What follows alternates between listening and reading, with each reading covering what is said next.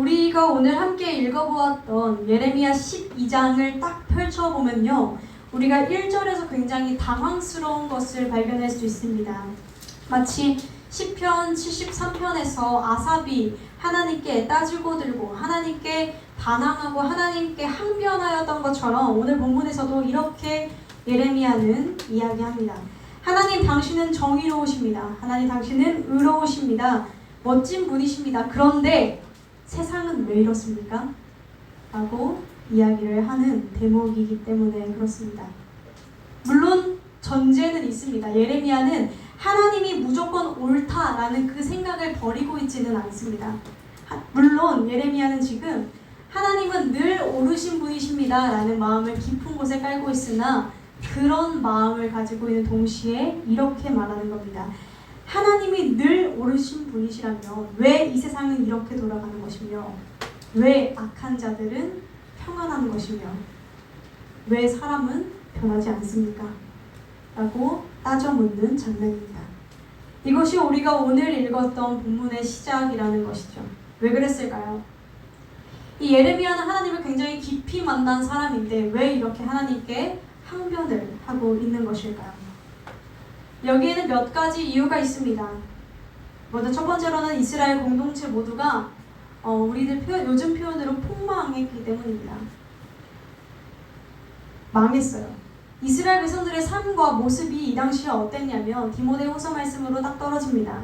경건의 모습은 있지만 경건의 능력을 상실했다 라고 했었던 우리 디모데후서의 말씀처럼 이스라엘 모든 백성들이 입술로는 하나님을 찬양하고 입술로는 하나님을 경배했으며 입술로는 하나님을 예배했지만 그들의 삶에서는 하나님의 영광이 드러나지 않았습니다.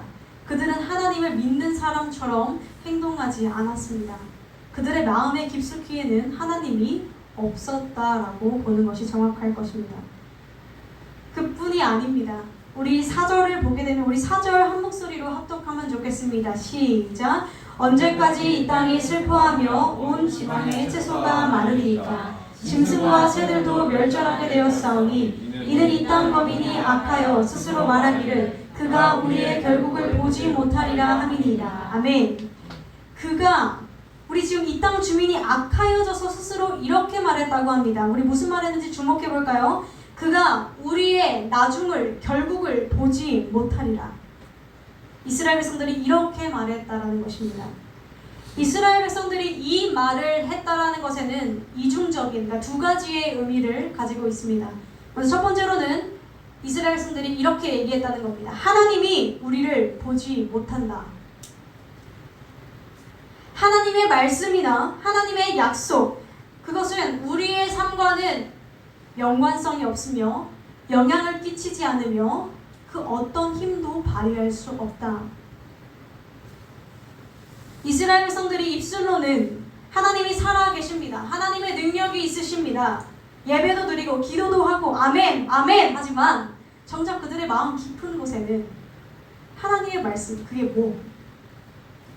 하나님의 말씀을 따라 사는 게 뭔데? 내가 왜 해야 되는데? 너무 이상적이고 현실적이지 않아 라는 많은 핑계들을 대가면서 하나님의 말씀, 하나님은 오늘 우리가 살아가는 삶의 척박한 현실 속에서 아무런 의미를 찾을 수 없다라고 스스로 이야기했다라는 것입니다. 이들은 이렇게 말했습니다. 하나님은 능력이 없고 우리들의 삶에 직접적으로 영향을 끼칠 수 없다라고 말했습니다. 이들이 그가 우리의 결국을 보지 못할 것이다 라고 말했던 두 번째 의미로는, 그 의미 두 번째는 이것을 가지고 있습니다. 예레미야야, 너가 전한 그 예언은 절대로 이루어지지 않을 거야. 예레미야는 어떤 것을 전한 사람이죠? 하나님의 말씀을 전한 사람이었습니다. 하나님의 말씀을 붙들고 나아가는 선지자였습니다. 그가 계속적으로 지속적으로 외쳤던 외침들은 하나님께로 돌아오라는 이야기였고, 하나님께로 돌아오지 않으면 너희가 다 멸망한다라는 이야기였으며 소리치고 외쳤던 선지자였습니다. 회개하라, 돌아오라, 하나님의 말씀을 믿으라 외쳤던 사람이었습니다. 그런 예레미야에게 이스라엘 백성들이 뭐라고 이야기를 하냐면요, 예레미야, 너가 말한 그 예언은 절대 이루어지지 않아 라고 이야기했던 것입니다. 그러므로 4절에서 우리 예레미야가 이야기한 말을 통해서, 또 그들이 말했던 것들을 통해서요, 예레미야가 평생 어떤 취급을 당하면서 살았을지 우리는 그의 삶을 살짝 엿볼 수 있습니다. 예레미야는 하나님의 말씀을 전합니다. 하나님의 말씀을 전했습니다. 그러나 그걸 듣는 청중들은 어땠습니까? 그걸 듣는 청중들은 하나님을 우습게 여깁니다. 더 중요한 것은 말씀을 전하는 자의 말씀까지도 우습게 여겼다는 것입니다. 업신 여겼다는 것입니다. 말씀으로 사는 사람들, 말씀을 전하는 사람들이 가장 무기력해질 때가 언제인 줄 아시나요? 말씀이 통하지 않을 때입니다. 그러니 이 예레미야가 얼마나 힘들었을지 우리는 아마 다 알 수 없을 거예요. 이 당시에 결국 예레미야는 끝까지 예레미야의 말들을 듣지 않아서 예레미야는 누명을 쓰고 죽습니다. 이스라엘 백성들은요, 하나님께서 수없이 선지자들을 많이 보내셨지만 그 선지자들이 계속해서 죽여나갔습니다. 그리고 당신의 사랑하시는 아들 예수 그리스도까지도 죽였습니다. 그들은 하나님을 믿고, 하나님 나에게 응답을 주십시오, 말씀을 주십시오, 내가 잘되게 해주십시오, 주님 살아계십니다 이야기했지만 정작 선지자들의 이야기에는 귀를 막았고 예수 그리스도의 복음에는 저렇게 살고 싶지 않다라며 등을 돌렸습니다.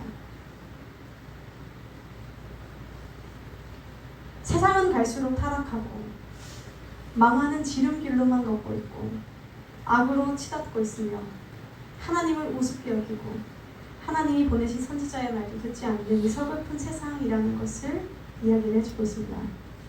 한 가지 더 나아가야 할 것은 우리 3절에 보면요, 예레미야가 이렇게 말합니다. 여호와여, 주께서 나를 아시고 나를 보시며 내 마음이 주를 향하여 어떠함을 감찰하시오니 양을 잡으려고 끌어낸 것 같이 그들을 끌어내시되 죽일 나를 위하여 그들을 구별하시옵소서. 지금 예레미야가 뭐라 얘기하는 거냐면요, 하나님, 당신이 내 마음을 아시니, 나를 보시고 내가 주를 향해서 어떠함을 주님이 감찰하시니 그들을 양을 잡는 것처럼 끌어내어 죽여 주시옵소서. 이렇게 얘기를 하는 겁니다. 무슨 말이죠? 이스라엘 백성들을 양처럼 끌고 가서 죽여주세요. 제발 좀 저 자식들 다 죽여주세요 라고 기도를 했다는 겁니다. 선지자라는 사람, 대선지자라는 이 예레미야 입술에서 나왔다기엔 조금 과격한 표현이죠. 예레미야가 왜 이렇게 기도했을까요? 실제로 이건 조금 이 본문 앞뒤 전후를 조금 더 살펴봐야 할 수 있지만 오늘은 시간이 없으므로 조금 생략해서 이야기를 하자면, 실제로 양을 잡으려고 끌어낸과 같이 끌어냈던 사람들은 이스라엘 백성들이 예레미야를 향해서 한 행동들이었습니다. 그랬기에 예레미야는 지금 어떤 상황이냐면요, 죽임을 당할지도 모르고요, 감옥에 갈지도, 위협을 받을지도, 생명이 위기 속에 있었다는 것을 보여주는 본문입니다. 예레미야 주변에 이런 적들이 이러한 말로 예레미야를 위협했다는 거예요. 하도 예레미야가 너무나 고난을 받아서, 심지어 하나님의 종들 중에 이렇게까지 고난을 받은 종은 예레미야가 거의 유일무이할 겁니다. 예레미야는 20장에 이렇게 말해요. 제가 읽어드릴게요. 하나님의 종이잖아요. 그러니까 목회자잖아요. 근데 그가 이렇게 말해요. 하나님, 당신은 나를 속이셨습니다. 나는 하나님께 깜빡 속았습니다. 당신이 나를 종으로 부르셨는 걸 나는 압니다. 그래서 기쁜 마음으로 따라갔습니다. 그런데 당신이 나를 부르신 사건은 나를 귀하게 쓰시려고 한 게 아니라 당신이 나를 속이신 사건입니다. 이렇게까지 말을 합니다. 그의 일생이 정말 눈물 없이는 살 수가 없는 인생이었어요. 왜냐하면 그의 말을 누구도 들어주지 않았거든요. 그가 전하는 메시지를 전할 때마다 모두가 등을 돌렸거든요. 그가 전한 그 복음을 그 누구도 귀담아 듣지 않았거든요. 이것이 오늘의 본문의 출발점입니다. 예레미야의 삶이 고단했다는 것이죠.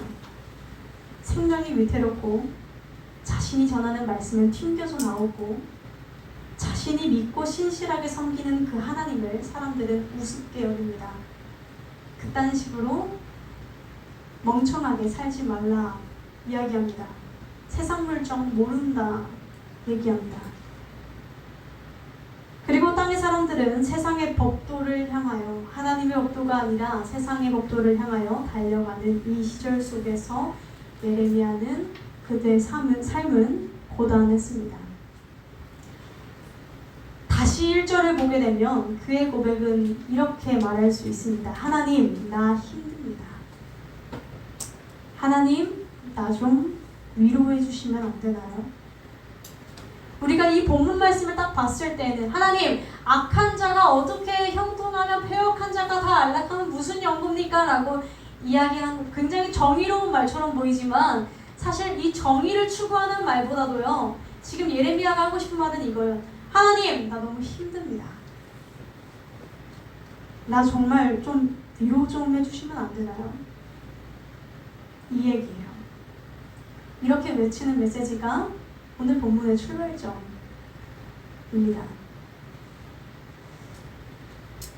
우리 이 자리 가운데 앉아 계시는 성도님들과 또 저는 물론 사역이라는 사명을 품고 걸어가는, 그리고 이제 전도사로서 사명을 가지고 있지만 여러분들 역시 우리들에게 허락되어지는 말씀들을 가지고 세상으로 나아갑니다.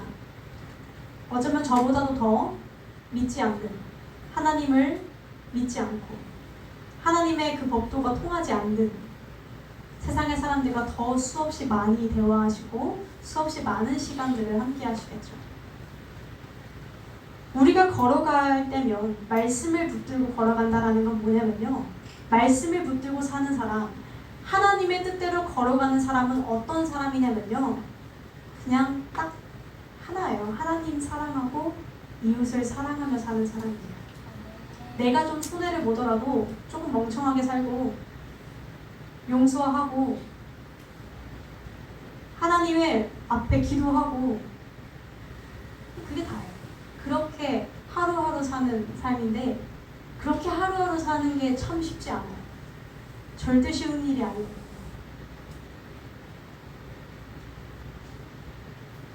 우리가 살아가는 세월이 길어지면 길어질수록 그거 다 나도 어렸을 때 다 알았어. 하나님 말씀 그렇게 해야 된다는 거 나도 다 알아. 설교 들었어. 교회 다녀봤어. 근데 세상이 그렇지가 않아.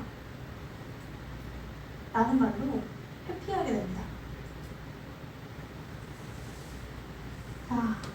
그래서 우리가 진짜 그 말씀을 붙들고 몸부림칠 때는요, 그곳은 전쟁터일 겁니다. 그리고 많은 분들이 말씀하세요. 목회는 전쟁터라고 말씀하시더라고요. 때때로 우리는요, 그런 상황일 때 이렇게 외칩니다. 하나님, 나 좀 위로해 주시면 안 될까요? 이것은 예레미야가 먼저 걸었던 길이고 또 우리가 걸어야 하는 길이기도 합니다. 여러분 어떠세요? 하나님의 종이 다른 사람도 아니고 하나님의 종이 하나님한테 나 좀 위로해 주세요 라고 하면 하나님 위로해 줘야 돼요? 안 해줘야 돼요? 해줘야 되죠. 오늘 본문을 볼까요? 우리 본문은 그렇게 대답하지 않아요. 5절, 우리 5절 함께 읽어보겠습니다. 시작. 내가 보행자와 함께 달려도 피곤하며 어찌 능히 말과 경주하겠느냐. 내가 평안한 땅에서는 무사하려니와 요단의 산이란 중에서는 어찌하겠느냐. 아멘. 5절에 지금 어떻게 말씀하고 계시냐면요, 우리 4절까지는 예레미야가 한 이야기고 5절부터가 하나님의 말씀이 기록되어져 있는데, 만일 너가 보행자, 그러니까 걸어가는 사람과 함께 달려도 피곤하면 어찌 능히 말과 경주하겠느냐, 이런 말입니다. 이 말은 이렇게 해석할 수 있습니다. 예레미야야, 나는 너를 부를 때 사람들과 함께 걸어다니는 정도의 사람으로 부르지 않았어. 나는 너를 평범한 삶으로 부르지 않았다. 도리어 나는 너를 부를 때 말과도 경주해서 이길 수 있는 종으로 불렀다. 이 말의 의미는요, 다른 또 표현으로 하게 된다면 사람과 걸어가며 지치면 되겠니? 너는 지칠 종이 아니다. 지치지 마라. 영적인 속도전으로 너를 불렀고 위대한 일로 너를 불렀으니 여기서 힘들다고 지치지 마라. 이것이 주님의 음성이라는 것을 우리가 눈여겨보아야 합니다.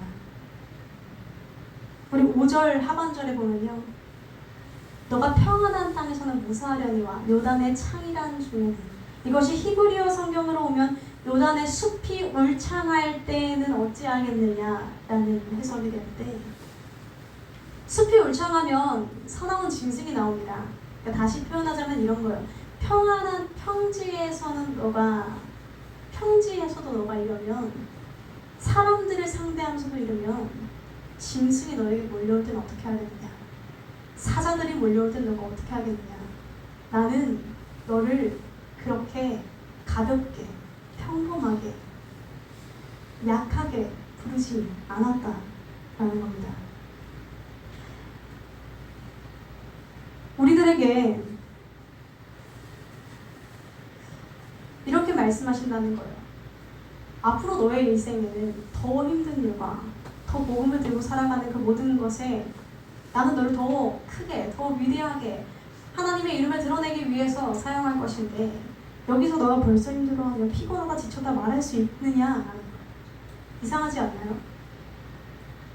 하나님이 위로하셔야 되잖아요. 내가 너를 안다. 내가 너의 마음을 안다. 느려도 괜찮다 하셔야 되잖아요. 그럼 우리 눈물 좀 흘리고 또 걸어 나가고 그런 거 아닌가요? 아니, 우리 속된 말로 그냥 뭐 예수 깔짝깔짝 믿는 사람도 아니고 하나님의 종이 이런 얘기를 했는데, 예레미야에게 도리어 채근하세요. 지금 예레미야에게 너가 지금 여기서 넘어지고 방황하고 세상이 왜 이래, 교회가 왜 이래, 사람들이 왜 이래, 왜 이렇게 말이 안 통하고 답답하고 저런 사람들이랑 내가 함께 살아야 되고 그만두고 싶어 하는 그런 존재로, 불평하는 존재로 너를 만들지 않았다라는 거예요. 멈추라는 겁니다. 그러면서 하시는 말씀이, 내가 너를 말과 달려가도 승리할 수 있는 영적 전사로 내가 너를 불렀다라는 거예요.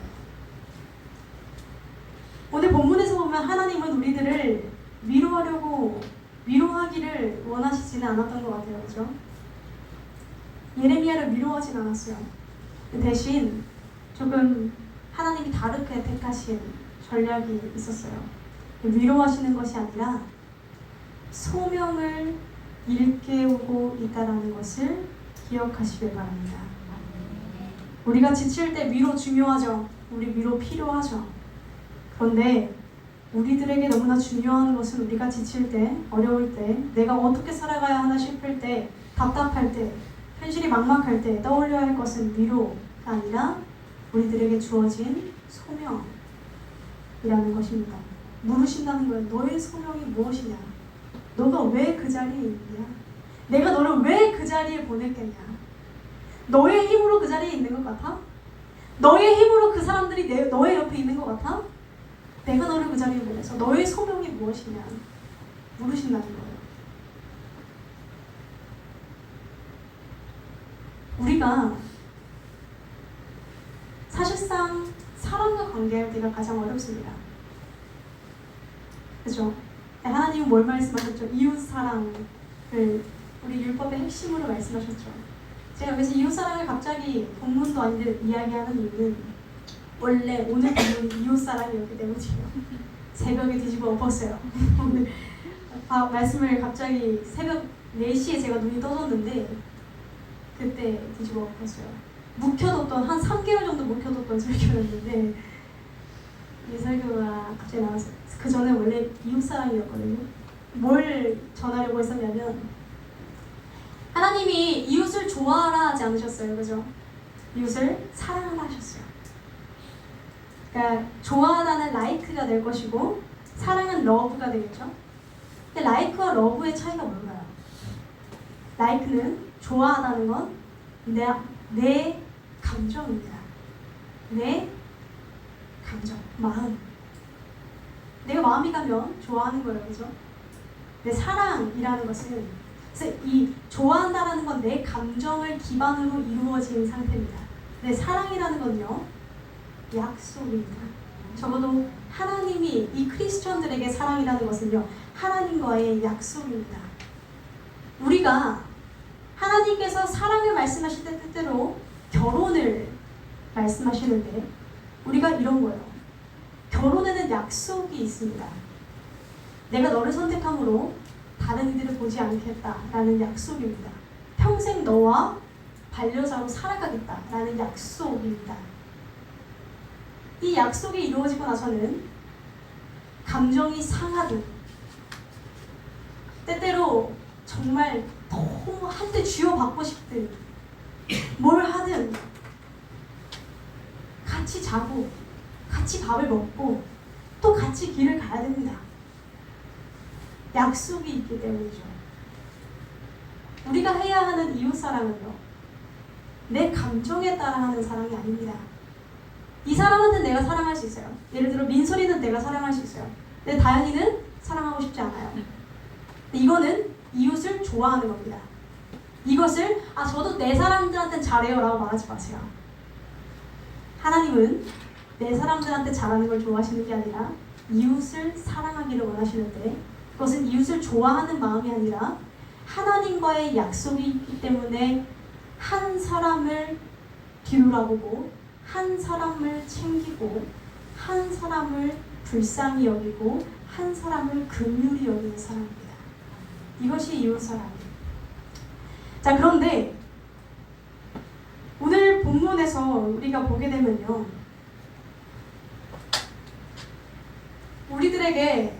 우리가 불평하고 불만을 제기하고 하나님 내가 왜요? 나한테 도대체 왜 이러세요? 할 때 하나님이 위로를 하지 않으실 때가 있다는 거예요. 도리어 잠잠하게 두시고 도리어 더 그 사람들로 하여금 힘들게 하시고 그럴 때가 있다라는 거예요. 물으시죠. 너의 소명이 뭐? 소명? 되게 거창해야 될 것 같잖아요. 그게 아니라 지금 너가 받고 있는 훈련이 무엇이냐라는 거예요. 지금 너가 받고 있는 훈련이 무엇인지 찾아내. 기도해. 엎드려. 그 얘기입니다. 제가 이 말씀을 대학원 와서 처음 만났습니다. 이 말씀을 만나는데 위로하지 않는 하나님이라고 생각이 들었습니다. 위로를 안 하시는구나. 우리 하나님은 역시 멋있다. 약간 줏대가 있으신 하나님이시구나 라는 생각을 했습니다. 근데 며칠 뒤에 다시 이 본문을 봤을 땐 이런 생각이 들었습니다. 하나님 너무하십니다. 왜 위로하지 않으십니까? 진짜 힘들어 죽겠는데 왜 위로하지 않으십니까? 우리는 정말 위로가 필요한 사람들인데 소명을 주십니다. 훈련시키십니다. 왜 그러셨을까요? 하나님은요 대신에 우리들에게 소명을 일깨우실 때 윽박지르듯이 하지 않으십니까? 일어나! 이렇게 하지 않으신다는 거예요. 다행이죠. 대신 오늘 본문에 보니까요 하나님의 마음을 보여주시더랍니다. 7절에서 11절을 하나님의 애가라고 부릅니다. 하나님의 슬픈 노래라고 부릅니다. 간략하게 살펴보자면 10절과 11절을 보면 좋을 것 같은데 우리 10절, 11절을 우리 한 목소리로 합독해 보겠습니다. 시작! 많은 목자가 내 포도원을 회파하며 내 분깃을 유리하여 내 양들로 황무지를 만들었도다. 그들이 이를 황무하였으므로 그 황무지가 나를 향하여 슬퍼하는도다. 온 땅의 황무함은 이를 계리하는 자가 없음이로다. 아멘. 10절 많은 목자가 내 포도원을 헐며 내 몫을 짓밟아서 황무지로 만들었다. 다른 말로 목자다운 목자가 없다. 11절 온 땅이 황폐함은 이를 개의치 않는 자가 개의하는 자가 다른 말로 이것을 마음에 두는 자가 없도다. 이것이 하나님의 마음이었습니다. 처음에 눈물 흘리면서 하나님 믿겠습니다. 하나님 말씀대로 살겠습니다. 하나님에 대해 눈부십니다. 이렇게 고백했던 사람들이 사회를 나가고 현실에 치이고 어느 순간 힘겨움 속에 손을 놓고 모두가 떠나갔더라는 겁니다. 심지어 하나님이 허락하신 성도들을 책임져야 할 목자조차도 힘겨움에 벅차 영혼에 대한 애타는 마음과 애절한 마음들을 놓기 시작했더라라는 겁니다. 세상이 바빠서 나를 마음에 두는 이가 없구나. 모두가 떠나갔는데 예레미야를 부르십니다. 모두가 다 떠나갔는데 예레미야를 부르십니다. 너만이라도 내 마음을 따르라. 너만이라도 내 마음을 따라 나와 같이 가지 않겠느냐. 계속해서 나의 라는 말이 반복되어져 나옵니다. 하나님의 아픈 그 마음을 드러내는 듯 합니다. 이 허물어진 이 땅에, 이 나라에, 이 사람들, 이 허물어진 사람들의 마음에 그리스도인들을 돌보는 참된 목자가 없구나. 아무도 돌볼 자가 없구나. 이 하나님의 마음을 예레미야에게 들려주신다는 것은요, 그런 거겠죠. 예레미야야, 너라도 나랑 함께 그 길을 가지 않겠니? 선지자는 하나님의 위로를 원했지만 하나님은 그를 위로하지 않으셨습니다. 소명을 잃게 우셨습니다. 그냥 윽박 지르는 것이 아니라 하나님의 아픈 마음, 상한 마음을 보여주십니다. 그리고 이제 하나님이 예레미야에게 한 단계 더 나아가시는데요. 우리 14절부터 17절까지 말씀을 보게 되면 조금 어렵게 번역이 되어 있는데 요약하자면 이렇습니다. 예레미야야, 내가 나중에는 저 패역한 이스라엘들을 다 회복시킬 거야.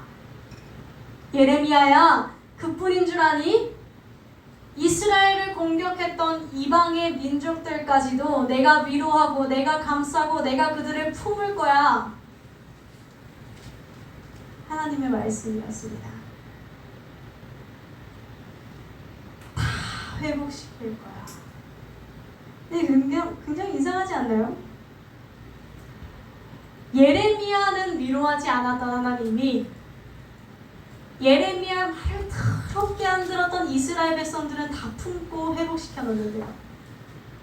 예레미야는 너가 거기서 넘어지면 되니 안 되니 했던 그 하나님이 이방 민족들 이스라엘을 그렇게 괴롭히고 예레미야를 죽이지 못해서 안달나 있었던 이방 사람들은 회복시켜 줄게요. 우리는 이 하나님의 말씀, 이 하나님의 마음을 어떻게 받아들여야 될까요, 대체?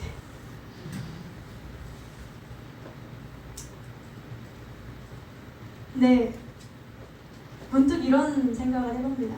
정말 예레미야는 위로를 받지 못했을까? C.S. 루이스라고 이제 기독교 문학 측에서 정말 거장 작가가 있습니다. 이 C.S. 루이스의 책 중에 이런 구절이 있어요. 하나님을 진정으로 사랑하는 종, 하나님과 함께 동행하는 자에게는 하나님께서 예수님을 대접했던 방식으로 다루게 될 것이다. 우리 예수님이 십자가를 지고 겟세마네 동산에 오르시는 동안 하나님은 예수님을 위로하지 않으셨습니다. 예수 그리스도께서 십자가의 버림을 받는 그 순간 예수 그리스도가 외쳤던 그 고함을 기억하시나요? 엘리 엘리 라마 사박다니, 하나님이여 어찌하여 나를 버리시나이까. 예수님의 고백이었습니다. 그때도 하나님은 침묵하시고 예수님을 괜찮다, 쉬었다 해도 된다, 이런 말로 위로하지 않으셨습니다. 그 자리를 감당할 수 있는 이들에게는요, 하나님이 위로하심이 없더라는 겁니다.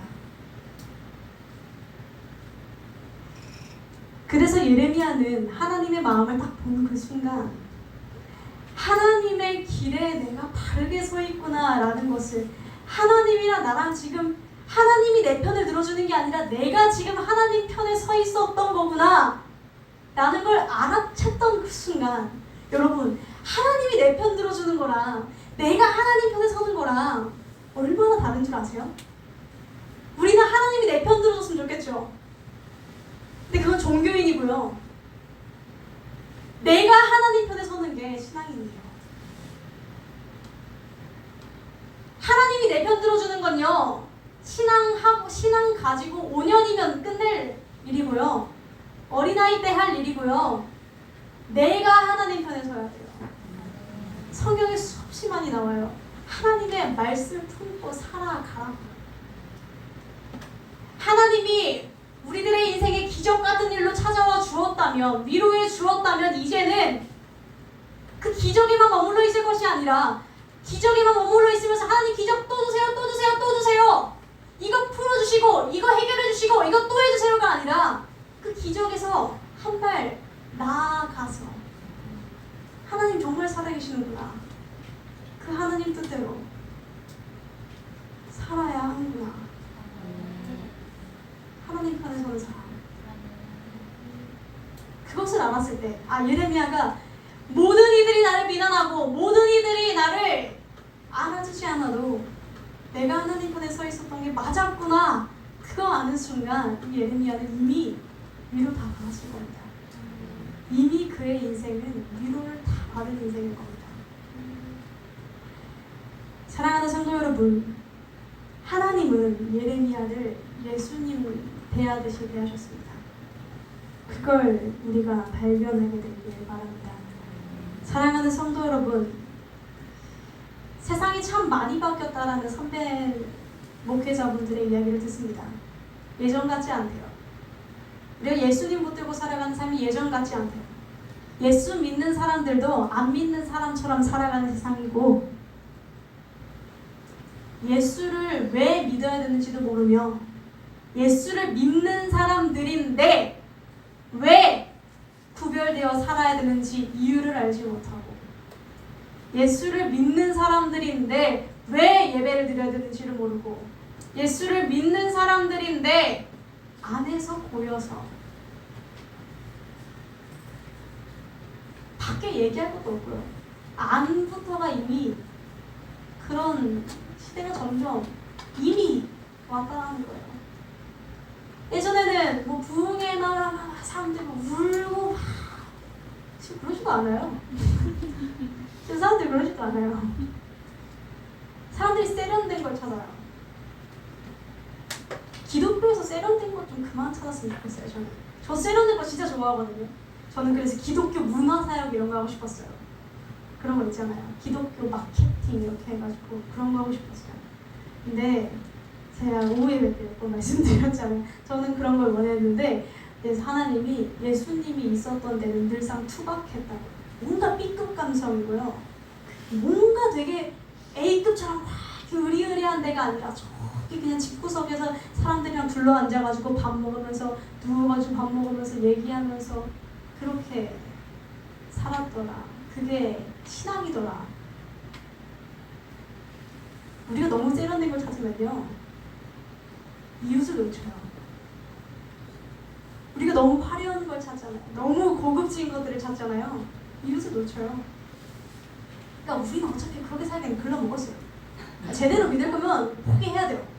제대로 믿을 거면 포기해야 돼요. 누군가는 세련된 사역을 하겠죠. 그리고 그 사람의 모습을 축복받았고요. 그 사람은 가끔씩 부러워요. 이제. 그렇지만 어쩔 수 없다고 생각해요. 저에게 주어진 게 아니니까요. 그렇지만 사람들이 예수 얘기하고 복음 얘기하고 말씀 얘기하면 고리타분하더라고요. 말씀대로 이렇게 살아. 난 옛날 얘기 좀 그만하고 이렇게 얘기해요. 그런데 이미 그 시대는 지나가서요. 우리가 믿음으로 신앙생활 해나가야 되는 길은요. 그렇게 꽃길은 아닐 겁니다. 때때로 위로가 느껴지지 않을 때, 마음속에 한숨만 나올 때, 그때 우리가 기억하게 되기를 바라는 것은요. 이 마음이에요. 하나님이 나를 예수님처럼 대하시는구나. 그걸 간직할 수 있다면 우리들에게도 희망이 생기지 않을까요? 하나님의 마음을 알고 달려갈 수 있다면 그 자체로 위로가 되지 않을까요? 이 말씀이 저와 여러분의 삶을 달려가는데 작은 도움이 되기를 원합니다. 위로하시는 하나님에 대한 새로운 개념이 되기를 원합니다. 하나님의 은혜가 우리 모두에게 있게 되기를 간절히 소망합니다. 기도하겠습니다. 사랑이 많으신 주님, 상황은 여전히 어렵고 나아질 기미가 보이지 않으며 사람들은 변하지 않고 하나님을 우습게 여기며 악을 쫓는 세대가 점차 계속해서 도래하고 있습니다. 하나님, 그 가운데 사람들은 신앙을 놓기 시작했고 사람들은 하나님을 등 돌리기 시작했습니다. 주님, 바라고 구합니다. 그 가운데 우리가 말씀을 붙들고 나아갈 때에 우리들에게 하나님의 소명을 일깨우시고 하나님의 마음을 보이셔서 우리로 하여금 새로운 위로를 허락하여 주시옵소서.